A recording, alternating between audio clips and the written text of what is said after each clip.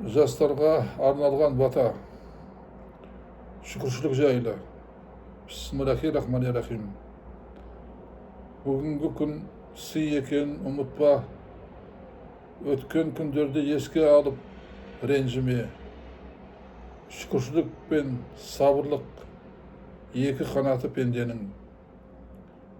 Бардың қадірін білмеген жоқтың мұңын тартады.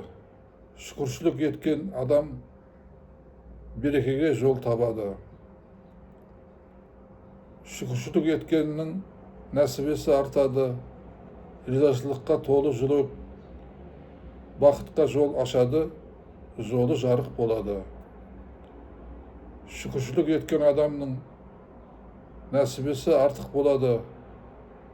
Таза көңіл ақ жүрек құт берекет кек қонады. Аумин. Алда лайк басатын белгі бар. Басып жазсаңыздар құп болады. Маған бата таратуға, сіздерге сауап алуға. Рахмет. Аумин.